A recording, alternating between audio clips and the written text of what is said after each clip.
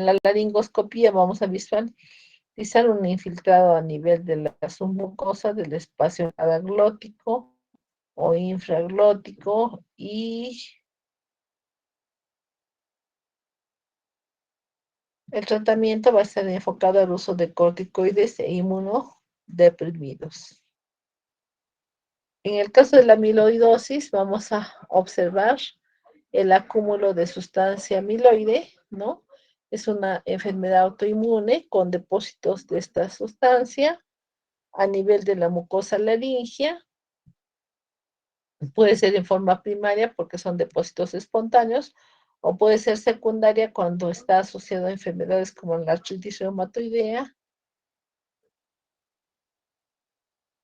como la tuberculosis y otros. El estridor, la disfonía, la odinofagia y la otalgia, así como la tos, van a ser los elementos que nos enfoquen a este tipo de laringitis crónica y el tratamiento va a ser quirúrgico de esas lesiones para mejorar el tono, el timbre y la intensidad de la voz.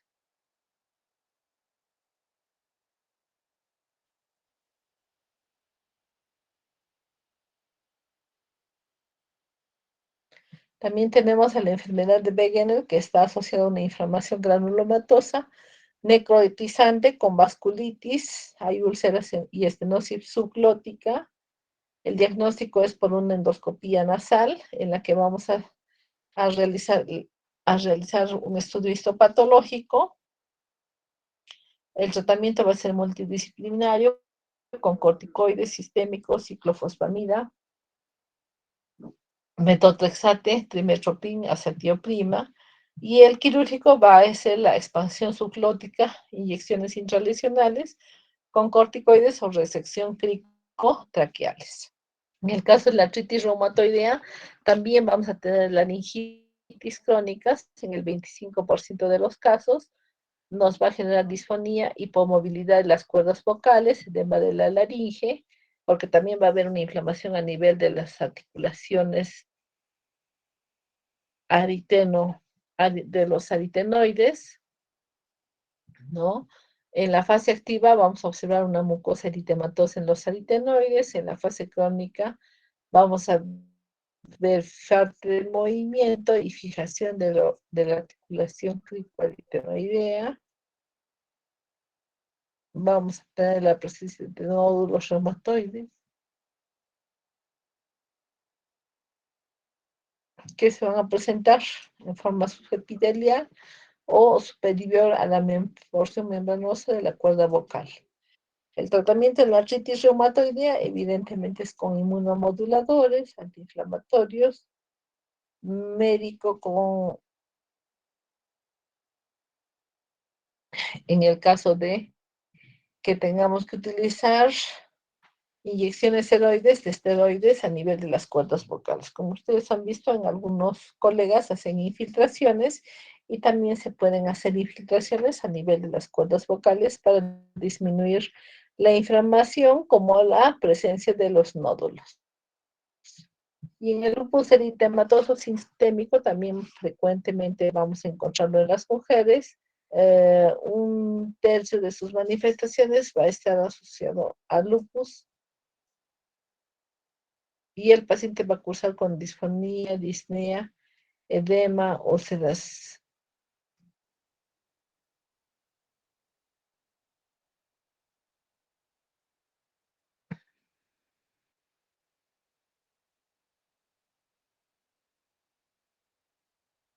¿Preguntas hasta ahí?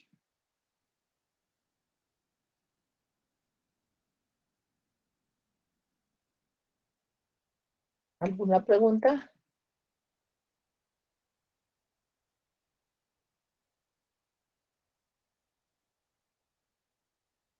Creo que ninguna autorita, todo estaba claro. Ya. Bueno, también tenemos que tener en consideración las producidas por la radiación externa, ¿no? Ahora, por ejemplo, vemos que hay más pacientes con problemas de tumores, pacientes que deben ser sometidos a radioterapia, Entonces vamos a ver que la radiación externa va a generar evidentemente lesión a nivel de las cuerdas vocales, lo que va a producir disfonía, disfagia, sensación de tener algo dentro de la garganta, ¿no? Entonces esta radiación va a inducir cambios graduales, fibróticos, que incluso van a llegar a producir una atrofia muscular y a una fibrosis de la laringe con deshidratación de las mucosas, ¿no? Entonces hay una atrofia desproporcionada en relación a la edad del paciente. Ya habíamos dicho que a nivel de los viejitos, pues vamos a ver que va a haber menor secreción glandular, por lo tanto, los tejidos van a estar menos hidratados, ¿no? Y también en el caso de la radiación externa va a haber una vasculitis o una hipervascularidad, ¿no? Inducida por esta radiación. Y posterior a la radiación, evidentemente el paciente va a mejorar, pero no siempre porque puede haber quedado una fibrosis, ¿no? A nivel tanto muscular como de las cuerdas vocales, y eso no va a darle la calidad de voz que tenía antes de las. También tenemos la presencia de tumores tanto benignos como malignos de la laringe. Dentro de los benignos vamos a considerar los quistes, los nódulos, los pólipos, las úlceras, los condromas, las leucoplasias y los granulomas y los lipomas. Otra patología que vamos a tener a nivel de las cuerdas vocales son los quistes intracordales, ¿no? Entonces son lesiones redondeadas cubiertas por mucosa, pueden ser congénitos, ¿no? De origen epidérmico, o pueden ser adquiridos simplemente por elevaciones a nivel de la mucosa, y el tratamiento es microcirugía de laringe, o sea, se introduce un tubo rígido, ¿no? Se hace un corte, una incisión a nivel de la mucosa, se retira el quiste y se le da de alta.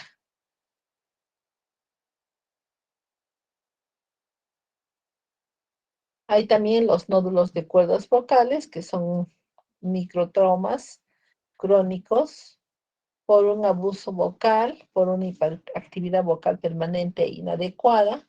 Hay un lado que va a ser más funcionante que el otro va a ser hipotónico, entonces va a haber un excesivo déficit de aire en el punto de choque, lo que va a dar el engrosamiento benigno del epitelio cordal. En niños y en mujeres, en cantantes, en docentes y en vendedores, vamos a tener la presencia de estos nódulos laringios. Generalmente son bilaterales y se encuentran en la unión del tercio medio con el tercio anterior, y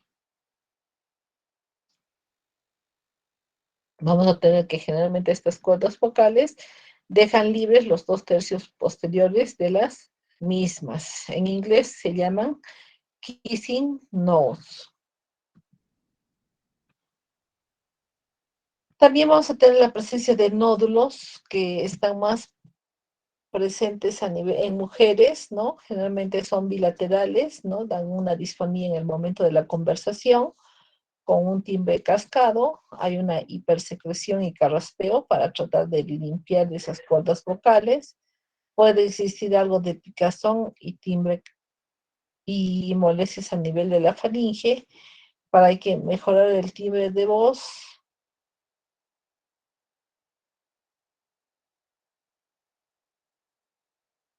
el paciente tiene que esforzar y tensionar los músculos del cuello, por lo que se puede observar una contractura cervical y una ingurgitación yugular. El tratamiento en estos casos de los nódulos de cuerdas vocales es indicar previamente a la cirugía foniatría. ¿Por qué? Porque el paciente tiene que aprender a hablar. Generalmente, o hacer uso de su voz, también en el caso de los cantantes, por ejemplo, ¿no? Que algunos que tienen una voz sin haber estudiado, que es muy buena, de muy buena calidad, entonces no conocen lo que es respiración, resonancia, ¿no? cosas que se tienen que practicar para esta actividad. Entonces ellos cantan, cantan y se va engrosando la mucosa y ese engrosamiento de la mucosa nos va a generar un nódulo que a la larga le va a producir pues que no, su voz no sea tan clara y va a tener que retornar otro día. Entonces, para mejorar el timbre de voz, obviamente las personas tienen que esforzarse, van a tensionar los músculos del cuello, podemos incluso observar una contracción cervical, una ingurgitación yugular. Como habíamos mencionado, la fonatría siempre va a ser previa a la cirugía para enseñarle a hablar mejor. Vamos a realizar cirugía y vamos a indicar foniatría posterior, ¿no? Para que la persona, el individuo, pueda mejorar al 100% la calidad de su voz. Y en niños, inicialmente vamos a empezar con foniatría. Luego tenemos la paquidermia, que evidentemente es una sobrecarga dolorosa, ¿no? Hay un obra dolorosa, generalmente vamos a observar una lesión local, en algunos casos puede ser bilateral. Vamos a recomendar que vaya al foniatra y si no mejora vamos a proceder a la cirugía. También vamos a tener la presencia de pólipos a nivel de cuerdas vocales. Esos pólipos están más frecuentes en hombres, ¿no? Por su consumo al tabaco, ¿no? Entre los 30 y 50 años de edad. Generalmente se presentan en la zona anterior de la glotis, son unilaterales por un trauma autógeno. Van a dar una disfonía intermitente de tono bajo con una ronquera crónica. Se producen también lesiones por contacto con otra cuerda vocal y vamos a tener que indicar ahí el retiro de las mismas. No podemos esperar mucho tiempo, ¿no? Hay algunos que son benignos, se destruyen fácilmente, ¿no? Hay algunos que son bastante vascularizados, otros simplemente que están hinchados. Y la cirugía es pues el retiro de los mismos. Posterior a ello vamos a mandarlo a foniatría. También tenemos las úlceras de o sobrecarga fonatoria en los dolores convulsivos, ¿no? Y vamos a observar que la mucosa laringe que recubre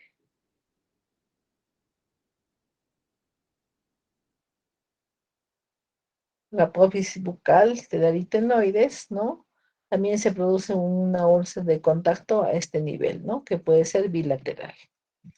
Y también vamos a observar los angiomas que están asociados a infecciones respiratorias. Nos va a dar una voz en dos fases, ¿no? Nos puede dar disnea, cianosis y tiraje, va a empeorar cuando el paciente esté entre el Delenburg, va a coexistir con hemangiomas cutáneos, carnosos. Generalmente se encuentran en la región anterior de la subglotis, sobre todo en niños, o en la glotis y supraglotis. Y la maniobra diagnóstica es la inyección subcutánea de adrenalina, ¿no? Que va a permitir que disminuya el volumen de este angioma. Y el tratamiento es hacer uso del láser CO2-TP. También tenemos la presencia de condromas, que son un tumor de células cartilaginosas, que es una lesión lisa.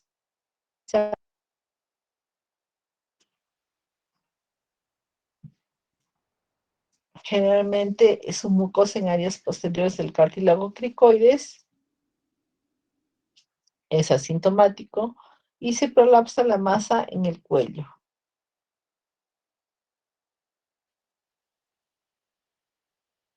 El diagnóstico puede ser tomográfico o por un retiro quirúrgico de esa patología. Y luego tenemos los granulomas, que ya habíamos indicado que son por intubación prolongada, o también se pueden presentar por la presencia de un reflujo gastroesofágico. Existe una erosión del contacto del tubo o del reflujo con la mucosa, Se localiza generalmente en el tercio posterior o a nivel de la vocal del adenoides. La disfonía da dolor a veces. Y el diagnóstico está en los antecedentes de una intubación, el cursar con una enfermedad de reflujo o hacer una laringoscopia. En el tratamiento, cuando se trata de una enfermedad por reflujo, ¿qué vamos a utilizar? Vamos a utilizar los inhibidores de la bomba de protones, como el omeprazol, el esomeprazol, el lansoprazol, ¿no? Y si evidentemente no hay mejoría, bueno, ya nos va a decir si va a desear operarse o no. Tenemos también el traptomioma, que es un tumor de músculo estriado, ¿no? Donde la laringe es el lugar más comúnmente encontrado con esta patología, afecta más musculatura interna y externa de la laringe.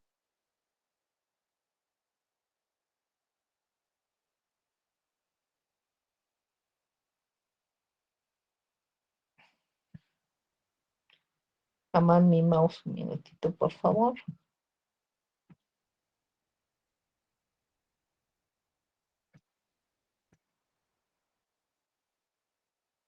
¿Preguntas hasta ahí?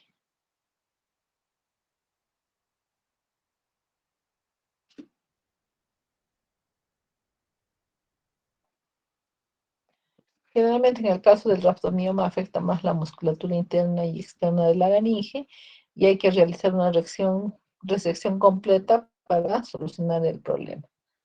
También tenemos problemas de amatomas, ¿no? Bueno, no es tan frecuente para que ustedes lo vean.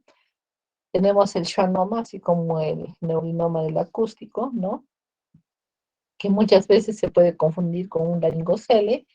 Es una masa submucosa lisa en el semiapiriforme o en el espacio ariepiglótico con células de Anthony tipo A y B, ¿no? No se ha visto un nervio específicamente identificado, ¿no?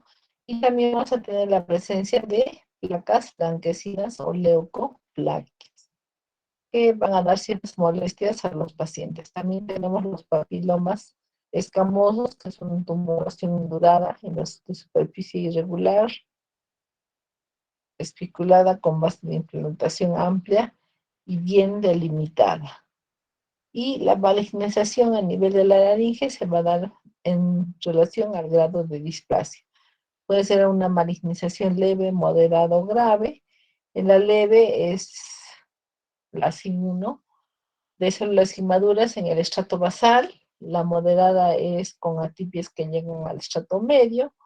Y la grave o carcinoma in situ con atipias que invaden todo el epitelio sin repasar la membrana basal. Dentro de los tumores benignos de la laringe, vamos a tener que los tumores se van a clasificar en supraglóticos, por encima de las cuerdas vocales, ¿no? En glóticos, a nivel de las cuerdas vocales, y en subglóticos, por debajo de las cuerdas vocales.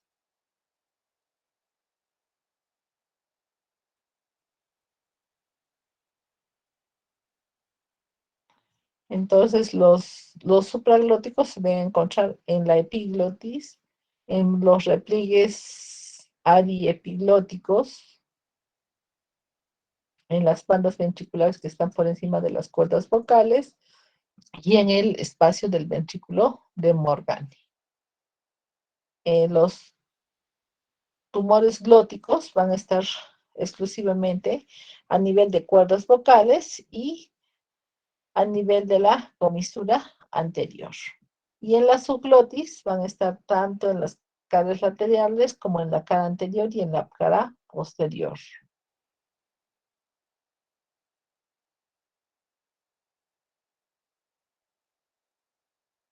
Todos los factores que van a incrementar estos problemas en, en cuanto a su riesgo van a ser el consumo de tabaco, que es determinante, el tabaco más el alcohol, que van a aumentar 34 veces más este problema, ¿no? También va a estar relacionado con factores ocupacionales, trabajar en industrias químicas y textiles, y familiares van a estar en relación a problemas de antecedentes de tumores de cabeza y cuello, ¿no? De haber sufrido radioterapia previa, van a estar asociadas al virus del papiloma humano en sus variantes 6, 11, 16, 18, ¿no? O genéticos en relación a problemas de mutación.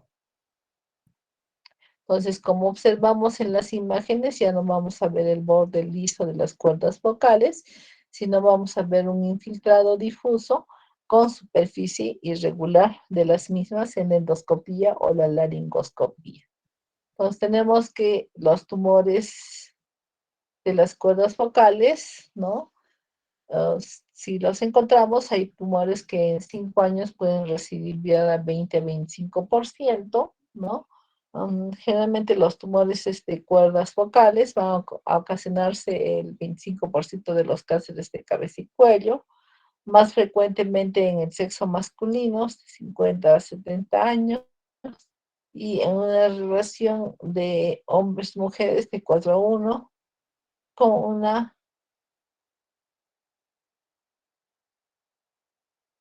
donde el 90% de los mismos es un carcinoma epidermoide. Entonces, nosotros observamos en este cuadro que evidentemente en las áreas rojas se ha graficado la mortalidad de cáncer de laringe, ¿no? Hasta el año 2000, ¿no? Y se ve que en lo que es Europa, ¿no?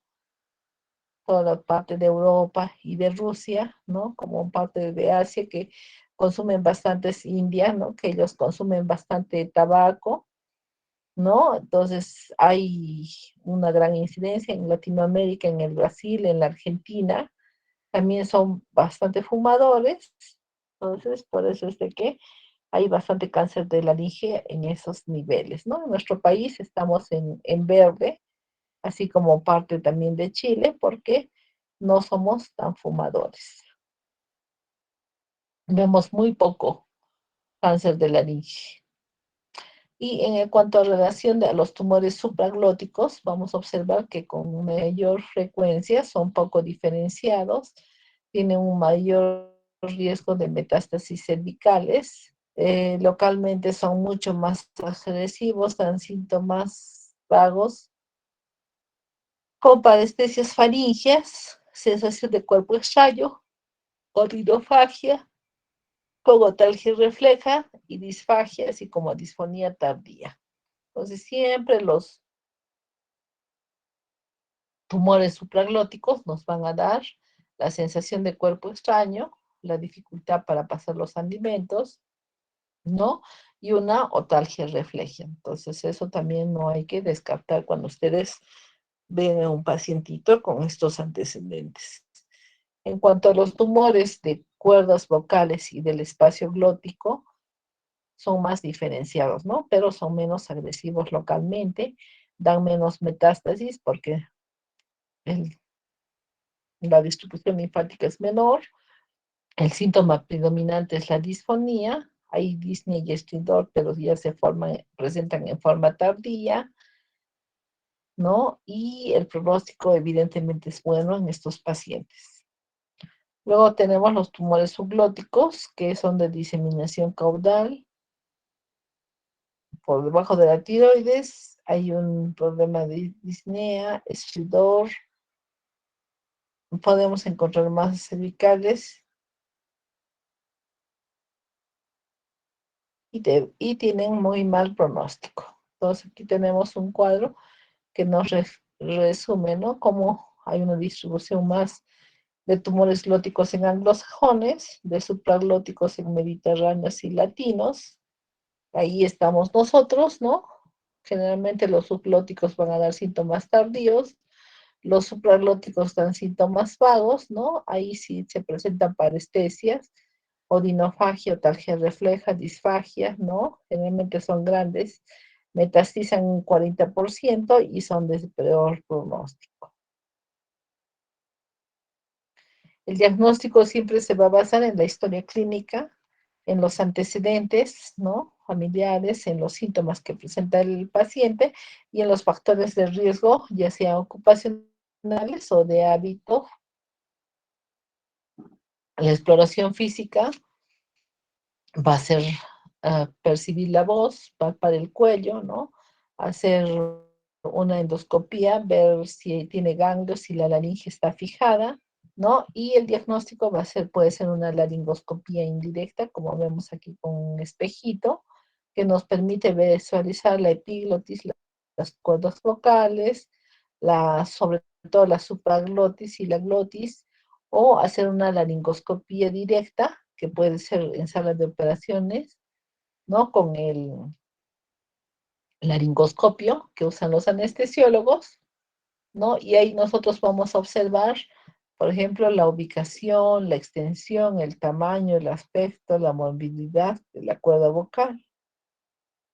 Y vamos a también a realizar en el paciente lo que es una videoestroboscopía, ¿no? Que nos va a analizar la actividad del tejido laringio mientras se habla. Y también podríamos pedir, si es que ustedes están en su salud, ¿no?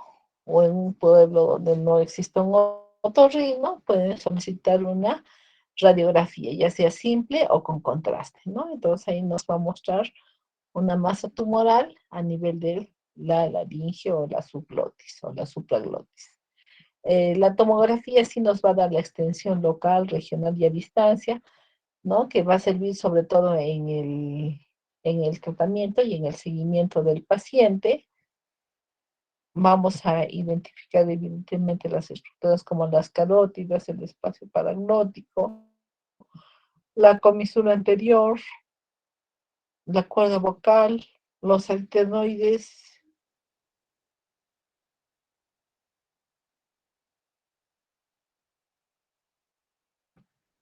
Y la resonancia obviamente nos va a dar pues mayores luces, ¿no? En caso de que no hayamos podido establecer un diagnóstico claro, vamos a proceder a este estudio que obviamente es de mayor costo, ¿no? Y cuando hagamos una laringoscopía, ya sea, puede ser una laringoscopía con biopsia, ¿de acuerdo? Eso lo vamos a tener que enviar a patología para diferenciar los estadios TNM, ¿no? Durante la cirugía, que puede ser seguida de radioterapia, ¿no? O puede ser una cirugía asociada a radioterapia y quimioterapia, y 100% de los pacientes van a requerir un vaciamiento ganglionar o de radioterapia. La cirugía va a consistir en la extirpación ya sea endoscópica, ¿no? O finalmente vamos a retirar la mitad de la laringe si la tumoración está en una sola cuerda vocal, o vamos a tener que realizar el retiro de todo lo que es la laringe, incluida la epiglotis, y además asociarlo a un vaciamiento cervical, ¿no?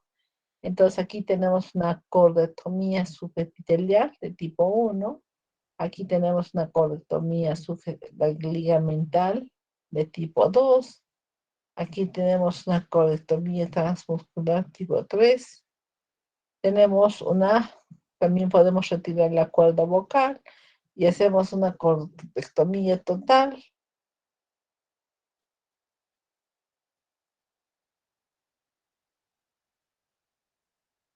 Entonces, en el caso de una laringectomía parcial, simplemente nos vamos a enfocar en una cuerda vocal, como vemos aquí, ¿no? La epiglotis, la cuerda vocal falsa, la cuerda vocal verdadera que está íntegra, y aquí se retira la cuerda vocal verdadera y parte de la cuerda vocal falsa. Esa es una laringectomía parcial.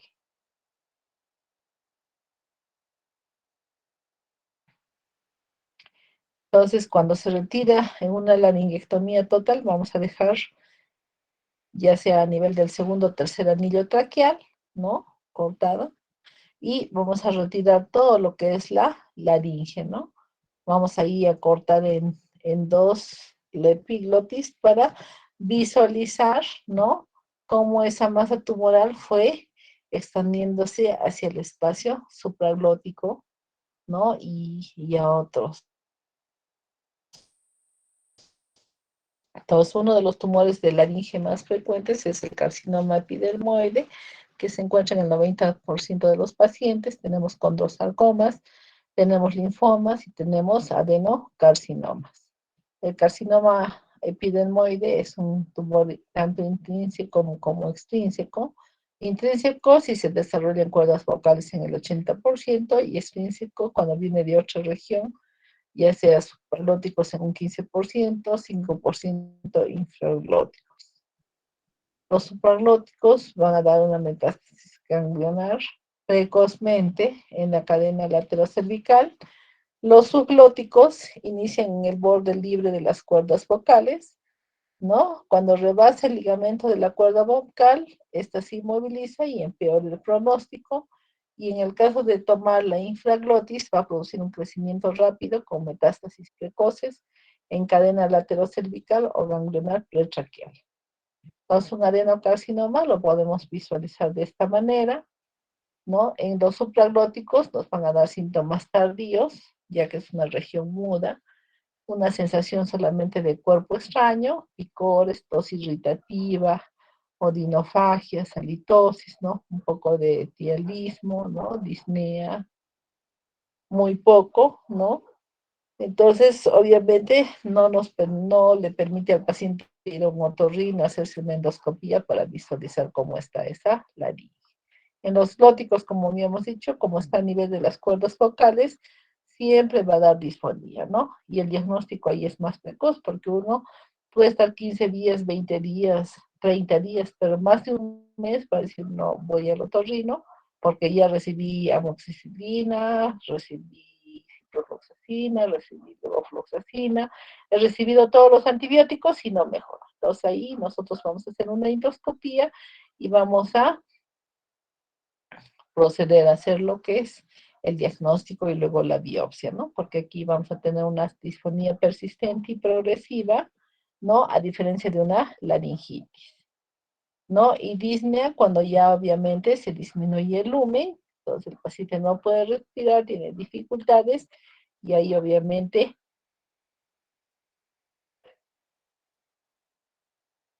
por el compromiso, pues el paciente se acude al médico. Y los infraglóticos generalmente empiezan con disnea, después hacen de un periodo sintomático, luego hacen una tos irritativa y se diagnostican tardíamente. ¿Preguntas hasta ahí?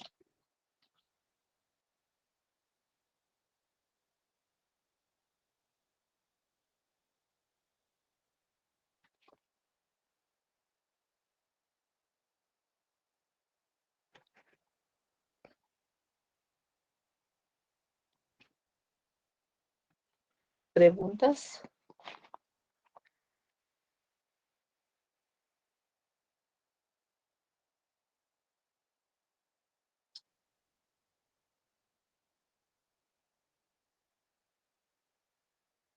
¿Estamos conectados o no estamos conectados? Sí, doctora, estamos aquí. Estamos todavía conectados, estamos menos, pero éramos 40, ahora somos menos. Ujú.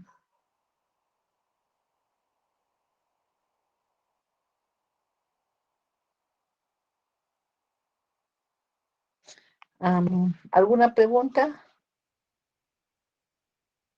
Entonces no se olviden, ¿no? Pacientes que tienen problemas supraglóticos, generalmente, claro, van a tener una sensación de que tienen algo en la garganta, no la respuesta es medio resfriado, debo de,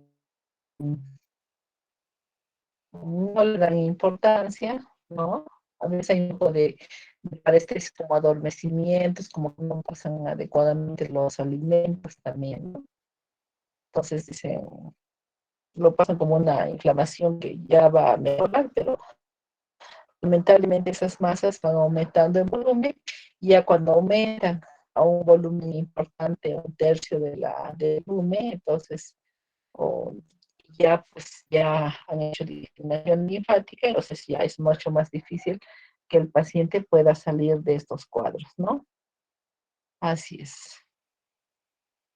Adriana, ¿me puedes compartir, por favor, lo de urgencias en otorrino? Ya, doctora, se lo paso ahorita, por favor. Por favor, para que continuemos ya que estamos con 17 y 19, 17 y 20. Listo. ¿Algún comentario de los presentes?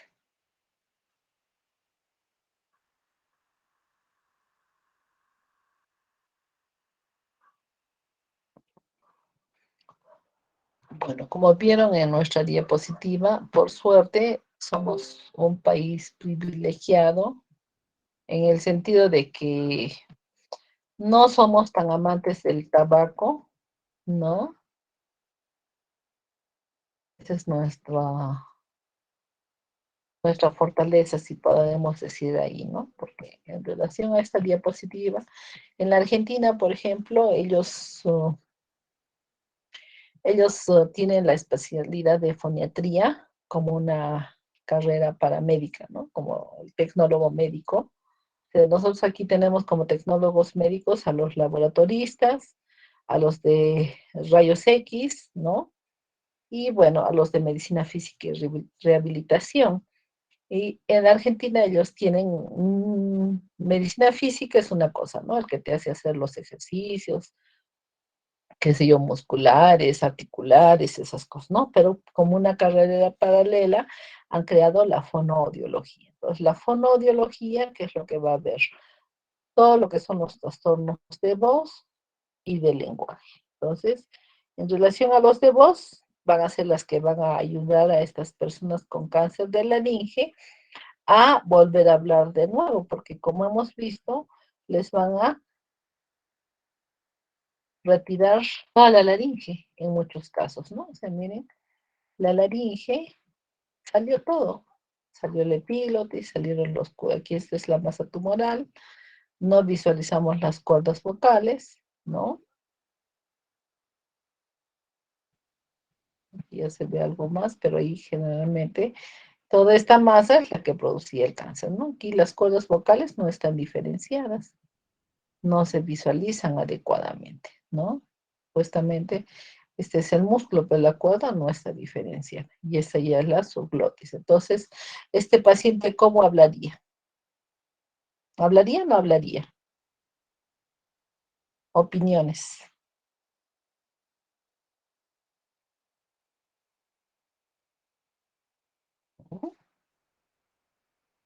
Ahora que hemos tenido bastante COVID, bueno, vamos a tratar de pedir ahí el listado de pacientes COVID. Entonces, con los pacientes COVID, lamentablemente por esas intubaciones prolongadas que han tenido que padecer, entonces se han formado granulomas, ¿no? Se han formado granulomas que generalmente han comprometido pues por encima, por debajo de las cuerdas vocales, ¿no?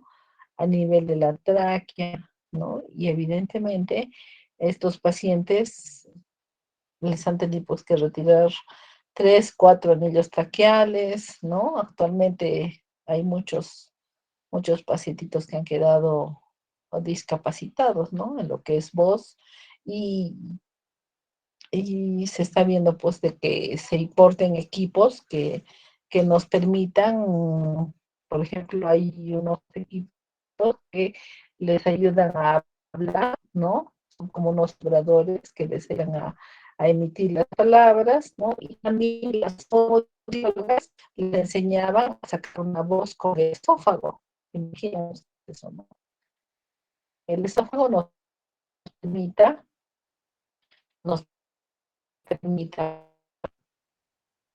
¿no? Entonces, parecería una cosa medio rara, pero es lo que se da, ¿no? Entonces, esos pacientes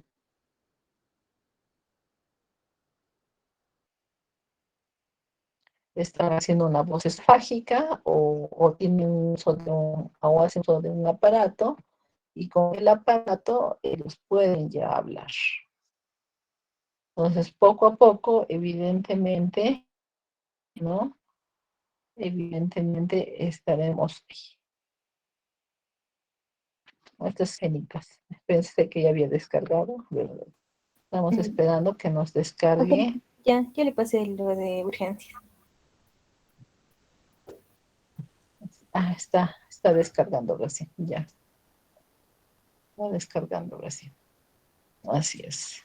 Entonces, bueno, felizmente no, ¿Alguno de ustedes fuma en el grupo? Por favor, que levante la mano. Creo que casi nadie. No, creo que nuestro presupuesto no da para fumar. Ese es el asunto. El presupuesto de,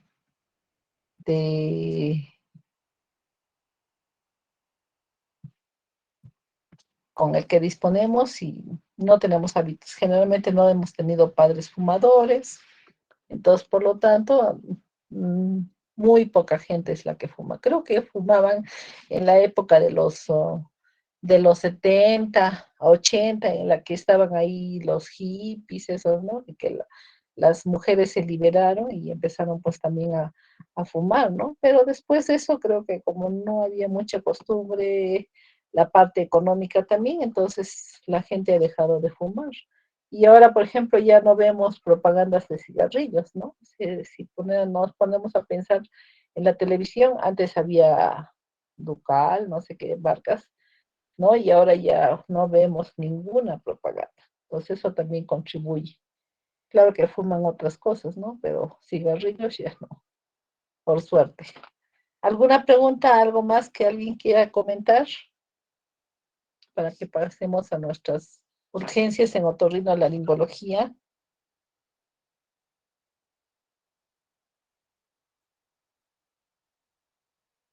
¿Alguien? ¿Nadie? Estamos tímidos, muchachos. ¿Qué pasa?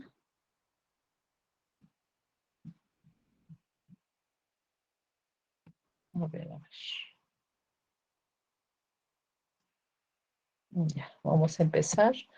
Entonces, recordemos y hemos visto que a lo largo de este semestre hemos visto, por ejemplo, bueno, cuerpos extraños en la laringe, traqueostomía, cricotiroidectomía, disfonías agudas, fístulas rinolicóricas, ya lo hemos visto, fracturas nasales, accesos de tabique y hematomas, epistaxis, atresia conal congénita, síndrome vertiginoso, hipoacusia súbita, traumatismos de hueso temporal, fístulas de líquido cefalorraquídeo a nivel del oído, traumatismos del conducto auditivo externo y del tímpano, pericondritis, traumas de pabellón auricular, hemorragias postquirúrgicas de otorrinolaringología, que sí tenemos emergencias nosotros ahí cuando a veces operamos y algo pasa.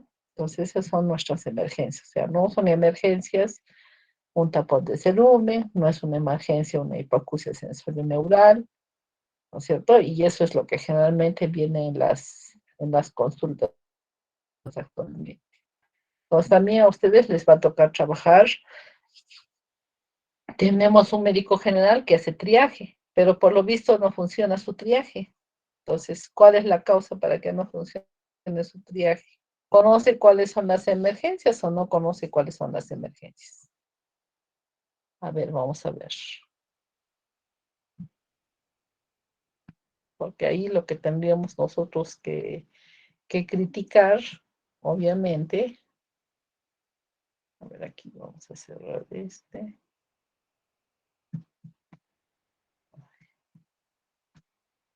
Es cómo está funcionando nuestro triaje, ¿no? O sea, lo que está fallando es el triaje.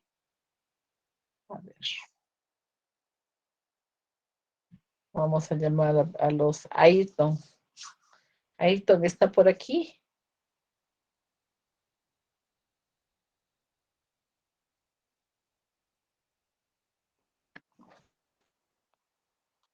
Ya somos 29. Ah, no, 38.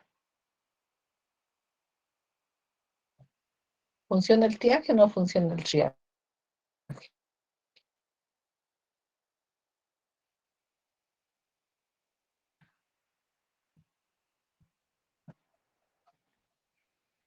A ver, apareció Tausinchis. Tausinchis está. Sí, doctora, presente. Ya. Entonces, ¿qué es lo que no está, qué es lo que está fallando para que tengamos tapones de cerumen, esas cosas en la emergencia?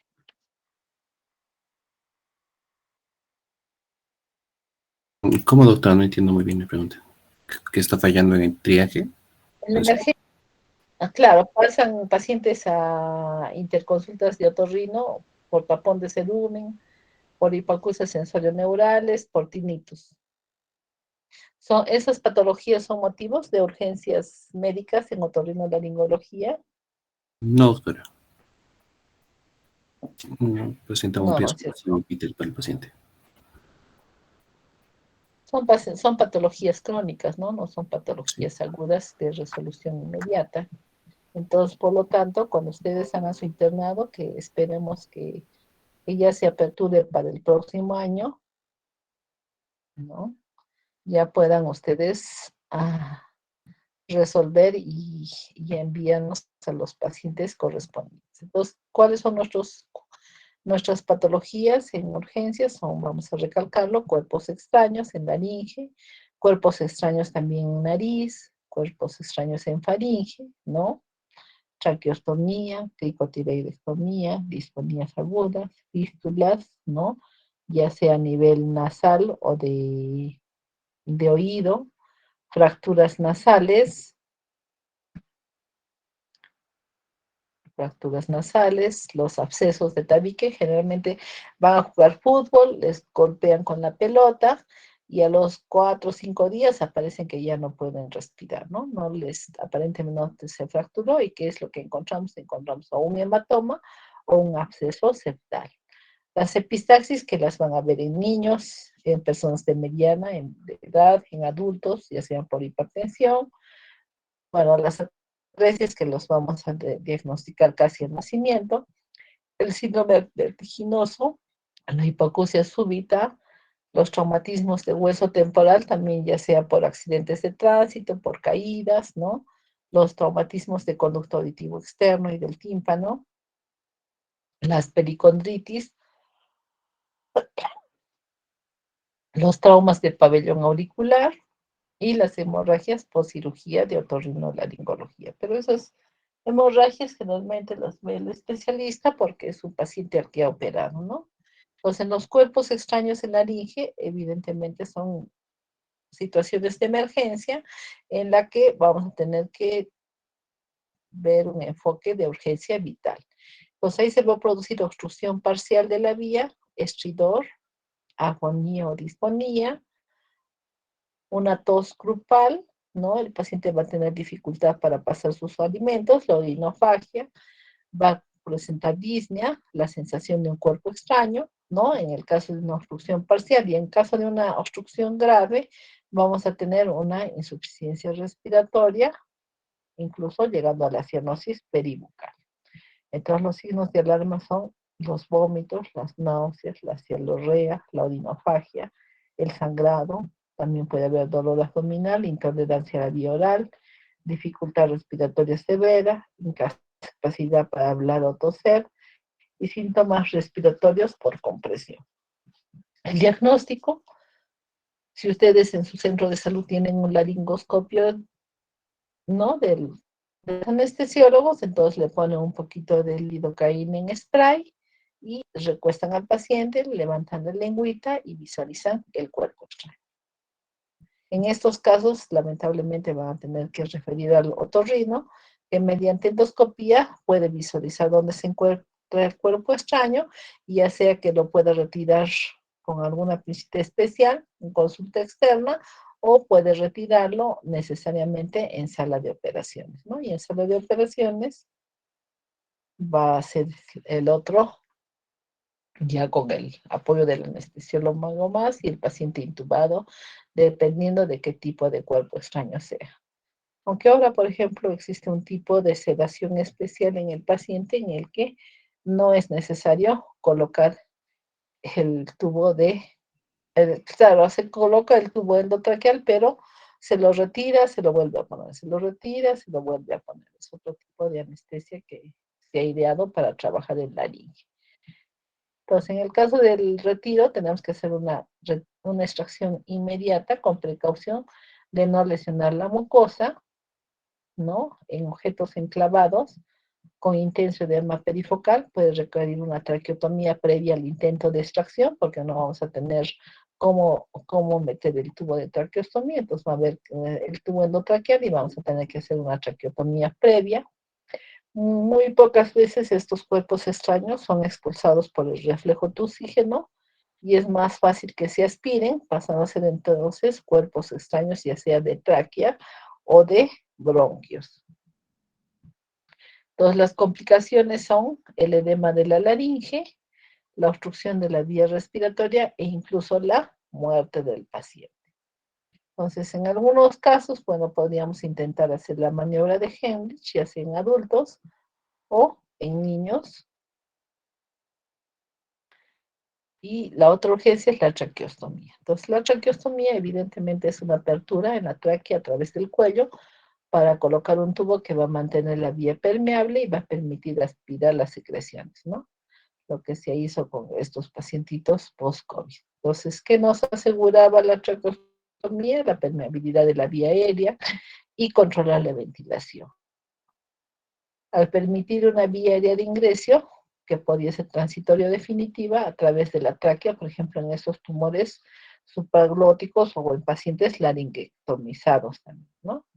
Entonces, las indicaciones, evidentemente, para una traqueostomía está en cuerpos extraños laringios, parálisis de cuerda vocal también, porque hay parálisis de cuerda vocal, como habíamos dicho, en aducción, ¿no? Problemas a nivel del epiglotis, traumas laringios, que hemos visto, ¿no? Que se secciona, difteria laringea y otras infecciones, también se tiene que hacer una traqueostomía, estenosis laringea o subglótica, pacientes con traumatismo encefalocraneano que vayan a estar largo tiempo en intubación, ¿no? Prolongada, van a pasar a ser tributarios de tener una traqueostomía, alguna malformación congénita también, la presencia de neoplasias laringias, ¿no? O el hecho de que el paciente esté sometido a intubación prolongada. Entonces, en la traqueostomía vamos a necesitar ciertos materiales como la hoja de bisturí, la pinza mosquito, la pinza de labor, el separador de faro B, pinzas hemostáticas, tijeras, agujas curvas, jeringa, guantes estériles, desinfectante, anestésicos, gasas, aspirador mecánico y capos o nylon. Tal vez ustedes también van a tener que hacer una traqueotomía, ¿no? Entonces, en adultos tenemos cánulas de diferente grosor, ¿no? Que van del 8 al 10, y en niños tenemos cánulas más pequeñitas que van del 2 al 5, ¿no? Entonces, tenemos el tubo, tenemos el conductor, ¿no es cierto? Y tenemos una cinta de fijación. Entonces, si hay antisepsia, una incisión a nivel del segundo y tercer anillo traqueal, insertar la sonda de traqueostomía con un dispositivo inflable, fijar adecuadamente el sistema y colocar una gasa entre la cánula y la piel para que no se produzca la ulceración. Entonces, hacemos la incisión, ¿no? Primero de piel, tejido celular subcutáneo, separamos, se incide a nivel de la tráquea, ¿no? Y se procede a la colocación del tubo. Entonces se coloca el tubo y bueno, luego se infla el globito para que no se destruya el tubito. Las incisiones pueden ser en una línea vertical o pueden ser cortando un cuadrado, levantando esa ventana, introduciendo el tubo también para después, simplemente cuando se retire, bajar ese cuadradito que se ha levantado y que cierren los tejidos. Entonces, las complicaciones intraoperatorias en niños, por ser pequeños, son pacientes con cuello corto, hay dificultad para extender el cuello y realizar la traqueostomía. En pacientes con problemas de tiroides, ya sea por problemas de hipertrofia o por tumores que desplazan la tráquea, también vamos a tener ciertas dificultades. Puede haber también problemas de hemorragia, ya sea un sangrado intra o postoperatorio, por lesión de vasos comunicantes, ya sea anteriores o vasos pretiroideos o de la vena yugular anterior. También podemos generar un neumotórax, ¿no? Por hacer una disección exagerada de la tráquea. Podemos generar un neumomediastino que aumenta la presión respiratoria por obstrucción parcial del tracto respiratorio, o se puede presentar un paro respiratorio, un edema agudo por brusca liberación de la vía respiratoria en pacientes con patología crónica, ¿no? Y puede hacerse un barrido de CO2 que nos va a dar arritmias cardíacas, hipertensión arterial y paro respiratorio, por lo que debemos usar asistencia ventilatoria. Entonces, las complicaciones postoperatorias son el enfisema subcutáneo, la hemorragia que ya lo habíamos mencionado, el neumotórax, el neumomediastino, la infección de la herida, ¿no? El esfacelamiento, la necrosis, ¿no? Y las necrosis del borde traqueal. Otra complicación postoperatoria es la aspiración, la lesión de las cuerdas vocales, que el paciente se quede sin voz, las estenosis, ¿no? Que se forman cicatrices internas, que se puedan producir fístulas, ¿no? Ya sean transesofágicos, traqueoarteriales, que se presenten tejidos queloides a nivel de la incisión, ¿no? O que la piel se reintroduzca y se produzca una umbilicación y fijación de la piel. Los cuidados postoperatorios son la limpieza de la cánula y la aspiración de secreciones, cubrir el estómago con una pañoleta, evitar la exposición al agua, al polvo o partículas alimenticias, mantener la cánula libre de secreciones, fijar adecuadamente para evitar la extrusión de las primeras 24 a 48 horas, ¿no? Entonces, ¿cómo vamos a introducir? Vamos a introducir ahí, ¿no? Y para retirar también vamos a hacer la limpieza de la misma, siempre colocar sobre una gasita para que no se ulcere la piel, con una cintita se sujeta por detrás, ¿no? Y los cuidados postoperatorios es siempre hacer un examen bacteriológico de las secreciones. En el caso de signos de sepsis, ¿no? Hay que ver cómo está el exudado de la herida, mantener la higiene personal, ambiental y confort del paciente, dar otros medios de comunicación, ¿no? Como la escritura, el lenguaje de señas y siempre una adecuada nutrición y hidratación del paciente. Las ventajas es que permite una adecuada alimentación del paciente, un aseo bucal, permite hablar cuando nosotros obstruimos el orificio, en el caso de que no haya lesión de cuerdas vocales, ¿no? Previene la lesión de la laringe por un tubo endotraqueal, nos da una mejor fijación, ¿no? Hay menos posibilidades de que se extube el paciente en forma accidental y nos va a facilitar el alta sin aumento de la estancia hospitalaria. ¿Preguntas hasta ahí?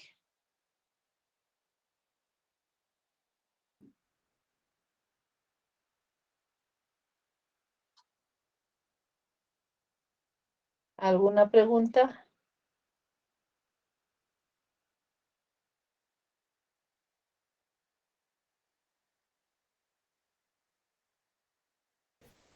Todo estaba claro, doctora. Ninguna. Ok.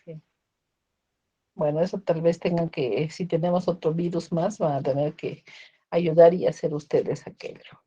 Esperemos que no llegue ninguno hasta de acá a 50 años y que la ciencia haya avanzado mucho más. Luego tenemos la traqueotomía transcutánea, ¿no? Entonces, este es un método mucho más sencillo.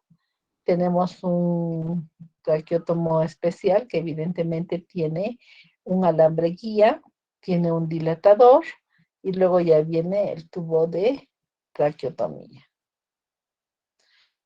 Entonces, evidentemente, aquí se identifica, ¿no? El punto en el que se va a hacer, ¿no? Esto nos va a evitar el llevar al paciente a sala de operaciones, porque la traqueostomía lo tenemos que hacer en sala de operaciones.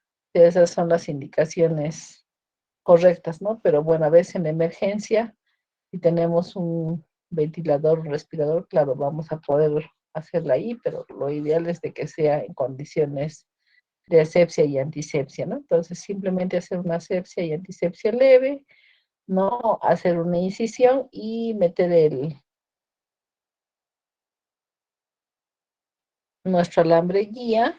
Luego vamos a introducir el dilatador que va a ir abriendo espacio para poder al final llegar a introducir el equipo de traqueotomía, ¿no? Entonces, rápido para organizar y de realizar y es de un menor costo para la institución, porque no vamos a utilizar anestesiólogo, no vamos a utilizar máquina de anestesia, no vamos a utilizar cirujano, ayudante, instrumentadora, ¿no? Todo lo que se tiene que utilizar en una sala de operaciones, ¿no? Entonces, generalmente esta colocación se hace entre el primer y segundo anillo traqueal, ¿no?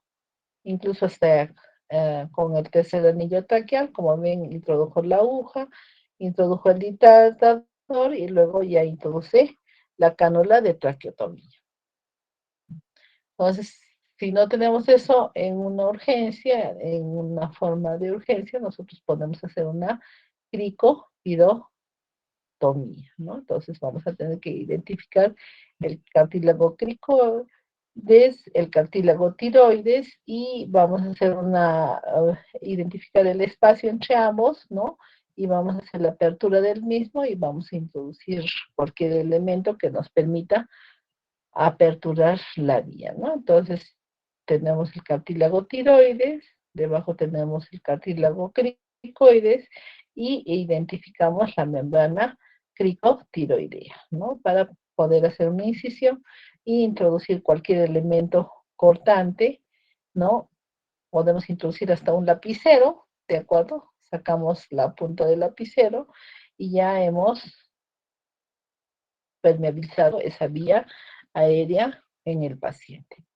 Entonces, generalmente la indicación está en heridas penetrantes de la laringotraquea, en obstrucciones laringeas por cuerpo extraño, en fracturas maxilofaciales, en edemas de base de la lengua, de la faringe o de la laringe por irritación o por absorción, intoxicación por la absorción de gases tóxicos, colapso de la tráquea por algún hematoma, trauma encefalocraneano con lesiones en estado de coma, enfisema mediastinal por herida en el árbol traqueobronquial, compromiso de respiratorio por tórax inestable, ¿no? Entonces en el set vamos a tener pues el tubo de traqueotomía, vamos a tener una jeringuita para insuflar, vamos a tener que usar una hojita de bisturí, ¿no? Podemos tener un tubo en T para hacer la conexión, podemos utilizar un gel lubricante y nuestra cintita de traqueotomía para fijarlo. Las contraindicaciones son la incapacidad para identificar referencias anatómicas superficiales, sobre todo en esos gorditos, ¿no? En esos gorditos que no se distingue nada en su cuello, obstrucción de la vía aérea distal a la subglotis, en cáncer de laringe para prevenir la siembra de células tumorales y en pacientes con algunas coagulopatías. Las complicaciones tempranas son el sangrado, la falsa vía, la perforación de la pared posterior del esófago, el neumotórax, el enfisema quirúrgico y Las tardías son la estenosis glótica o subglótica, la disfonía, la presencia de un estoma persistente, una fístula traqueoesofágica, ¿no? Eso sería.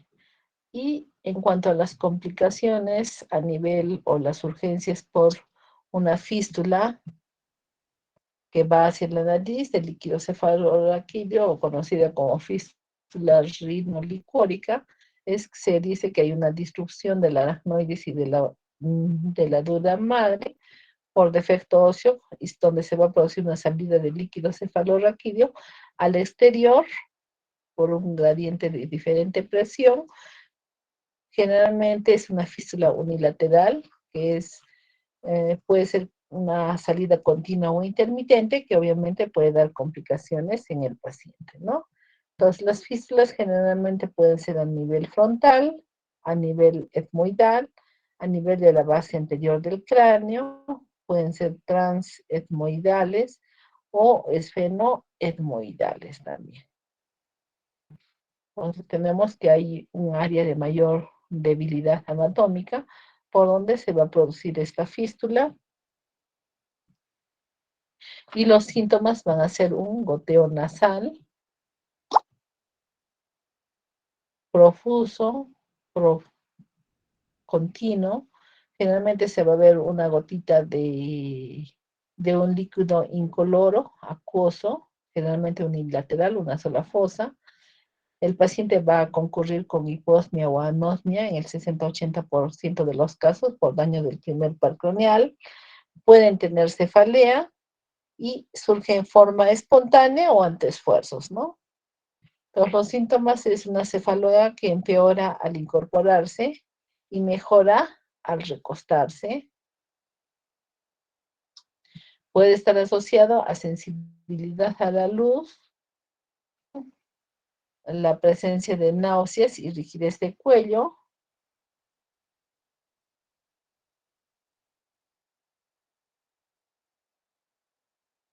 Y el diagnóstico lo vamos a hacer mediante tomografía de alta resolución con medio de contraste intratecal que tiene alta sensibilidad en la localización de la fístula. En caso de fístulas inactivas o de bajo flujo, se va a solucionar aumentando la presión en el espacio estrufagnoideo, introduciendo suero fisiológico a través de una punción lumbar. Y la resonancia magnética nos va a detectar herniaciones, ¿no? Y la persistencia de encefaloceles.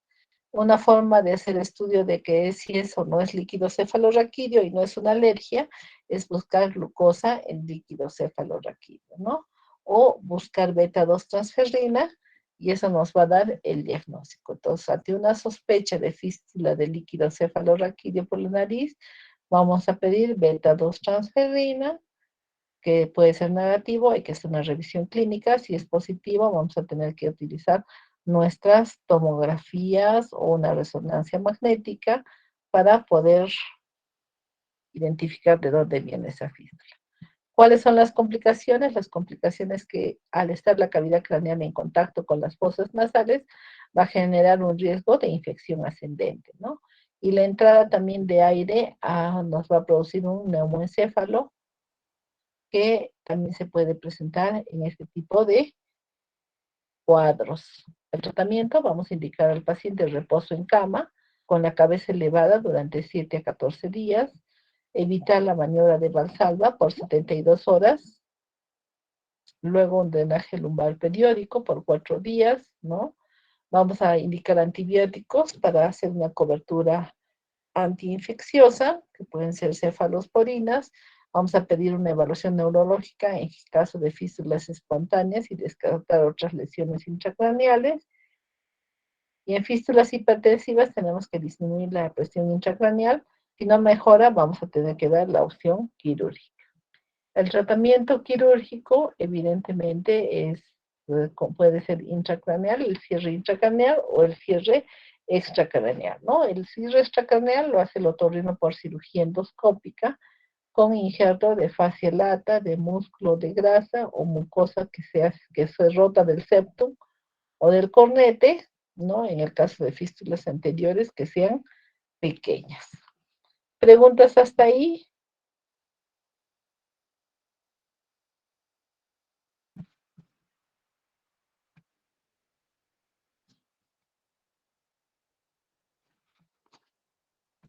¿Alguna pregunta hasta ahí?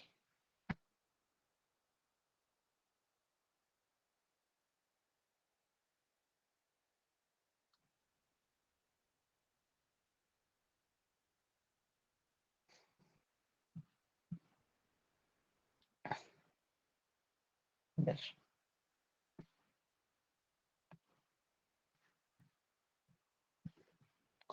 32. ¿Puedes volver a llamar lista, por favor, Adriana? Sí, doctora, está bien.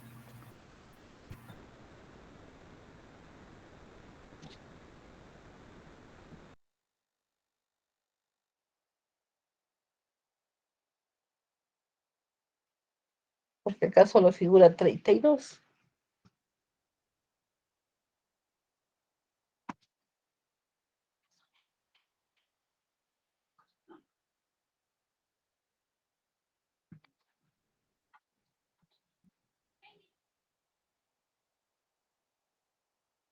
¿Puedes llamar a lista, por favor? Sí, doctora. Ya, Álvarez Flores, Arenas Cruces,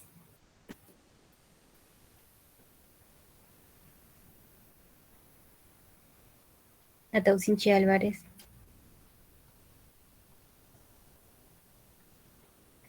¿Se me escucha, doctora?